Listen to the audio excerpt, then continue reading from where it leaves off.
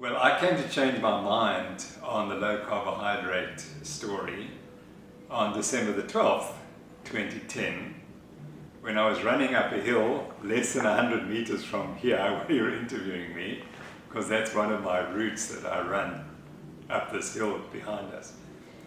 And I had just finished writing the book Waterlog the night before, and I'd mailed it off to the editors in North America. And in the middle of the night, my brain said to me, okay, you haven't been running much lately, you're not in good physical shape, you get up tomorrow morning and you run 5 kilometers and you run every day for the rest of your life, you see. So then my brain said, okay, that's how I got up. And because I always listen to my brain. And so I did, and then I ran this course, and when I reached the top of this hill, I felt like I was at the top of Mount Everest. I was so unfit. And I arrived home, and by chance, it's one of those chance things that happen in life, I opened my emails and there was an advert for the book by Finney and Volek and Westman entitled The New Atkins for the New You. And I immediately said, and they said lose 6 kilograms in 6 weeks. And I said, but that's bogus.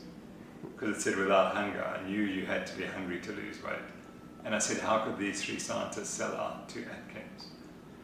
And I said, it's an utter disgrace. I used to respect these 3 scientists. How could they sell out? So I said, then I thought about it and I said, well, you first got to give them the benefit of the doubt. Go and find the book and read it and see what happens. So I drove down to the local bookseller, which is also about 2 miles from here. I bought the book, and with 2 hours I said, oh my gosh, I got it all wrong. Because they presented the evidence for the low carbohydrate diet. I couldn't conceive that there were so many clinical trials that produce good outcomes. So I decided by lunchtime, so I'd had my terrible run at 7 o'clock in the morning.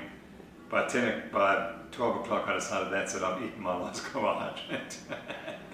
And so I started on the low carb diet. And I was frankly diabetic at the time. I didn't know it. I was too stupid not to make the diagnosis. So I benefited hugely. Within 2 days I started feeling better. I lost, I think, 2 kilograms in the first week. After 11 weeks, I lost 11 kilograms in 8 weeks.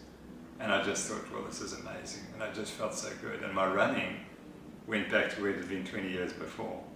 And so this is a miracle. Because I thought that the reason why I got so much slower in my running, I thought that's aging.